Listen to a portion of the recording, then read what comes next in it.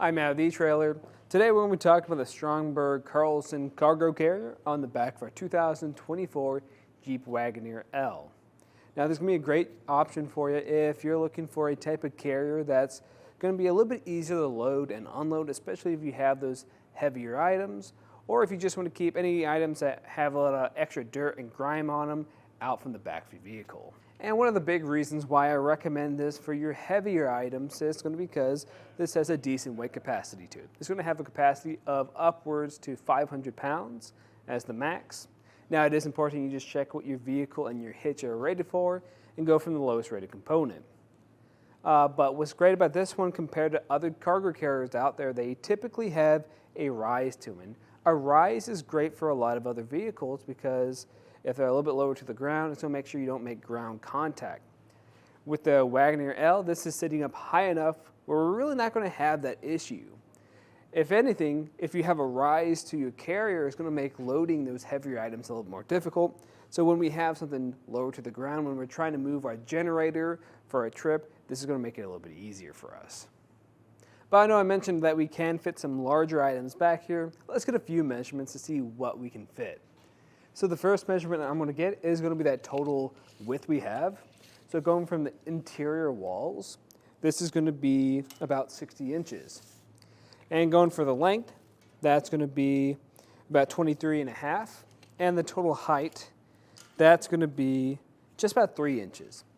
So 3 inches isn't very tall for sidewalls, but honestly, I don't think that's really an issue. If anything, I think that's a pro. The reason why is because, like I said earlier, when you're trying to pick up those extra heavy items, you're just going to have less to fight around. But they're still going to be tall enough so you can actually use them to strap your items down too. And really with anything that you have back here, even if your items are sitting below those walls, you should be strapping your items in place just so they're more secure. So when we look around here, any of these spots with the holes on them, these are going to be good points that you can use. Now we are going to be limited on the quantity of them, so if you have any type of strap or ratchet strap that wraps completely around, those are going to work perfectly fine with this too. Now when you are using any type of hook accessory or item that does kind of latch in here, just would recommend just keeping an eye on that because with any type of metal hook, that could scratch off some of that finish. So this being made out of steel is going to be very sturdy, but it's going to be more prone to rusting. And that's what this black powder coat is made for, is to help prevent it from rusting over time.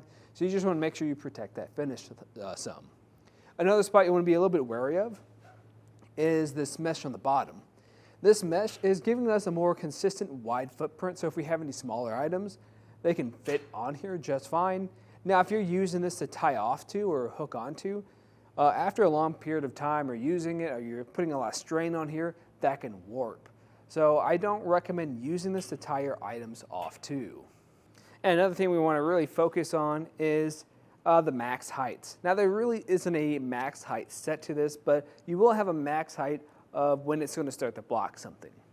So the first thing you might be wondering is going to be, what's going to be the max height until we start blocking our hatch? And that's going to be about 11 inches. I'll kind of show that a little bit more. We open this up some.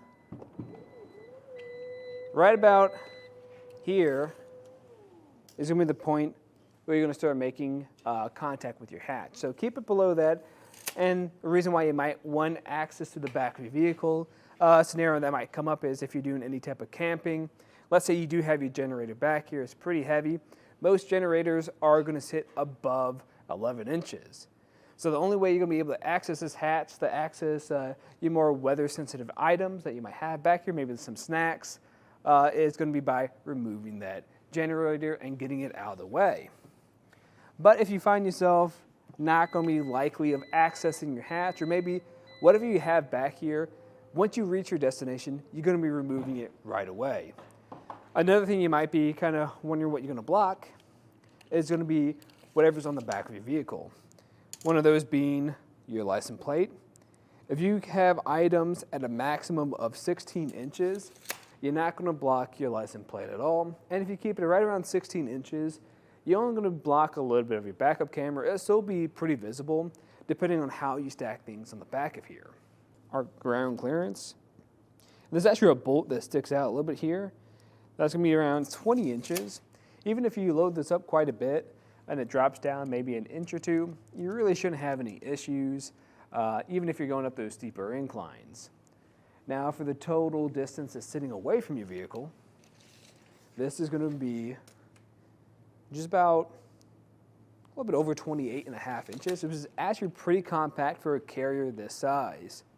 So if you're in those tighter parking spots and you want a larger carrier, this might be the one to go with. But if you're not going to be constantly loaded, then I'd actually recommend the etrailer cargo carrier. That's going to stick out a little bit more, but it has a folding capability of it, so it can even make it more compact. It also has a tilting feature too, so if you have items that are extra tall, you can actually tilt that back so you can gain access to the back of your hatch too. But we will have a little bit of space back here, and if I measure that out from our back bumper to this point, we're going to have about 5.5 inches. That's going to be a little bit tight if you need to reach any type of cable or any type of strap back here. But here on the edges where it kind of curves a little bit more, this is a little more doable, and we do have more of these little circles where we can hook on to those metal hooks. These are going to be pretty easy to access. And the way this is going to install is we're going to have a 2-inch shank that goes into your 2-inch hitch receiver. We'll then have a pin that goes through and connects to a clip on the other side. Now, I will say this does not come with a pin and clip. You're just going to get the cargo carrier itself. If you don't own a pin and clip already, you can actually find one of those on our website. And we have a lot of different variations. Some of them have locking pins to them, and some of them even have a sort of anti-rattle ability to them. Now, if you're looking for anti-rattle accessories to put on the back of your vehicle, because if this isn't kind of held down in place, you're going to get a lot of movement. And with that movement, it's going to cause a lot of noise, especially if it's unloaded. Now, if it is loaded, that's going to reduce a lot of that rattling. But if you're looking for a type of anti-rattle device to pair with other accessories too, because maybe this isn't the only item that you have back here, then I'd actually recommend the etrailer anti-rattle collar. Because what's nice is it's going to be compatible with pretty much all 2-inch receivers. The only thing you need to make sure is it does have some type of lip around it, and it can work with your other accessories too to help keep things nice and tight so you don't get that noise behind your vehicle. In my opinion, I think this is going to be a perfect option for you if you're looking for something that's going to be designed to carry those heavy accessories or items with you.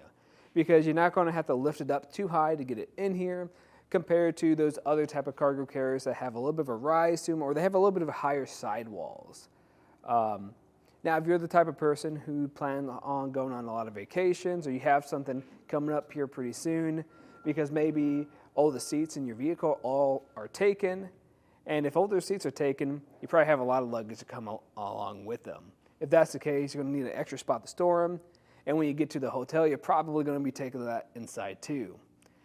Then I'd recommend the etrailer cargo carrier. Again, that's going to be perfect because it can fold up, so once you have everyone's luggage inside the hotel, house, wherever you're at, you can actually fold that up so when you're driving around, hitting up all the hot spots, you don't have to worry about all that extra space being taken up by the cargo carrier. But the other thing with the etrailer cargo carrier is it's a lot heavier and it's a little bit more bulky. So that's one of the benefits of this one. It's just a little bit more compact, just easier to take in and out of your receiver. But either way you go, you can't go wrong. And here at etrailer, we're definitely curious to see how you guys are using this, whether you are using it for those heavier items like those generators, lawnmowers, anything along that lines, or if you have something else in mind too, we'd love to hear it.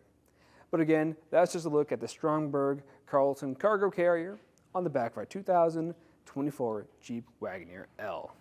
I'm Matt. Thanks for watching.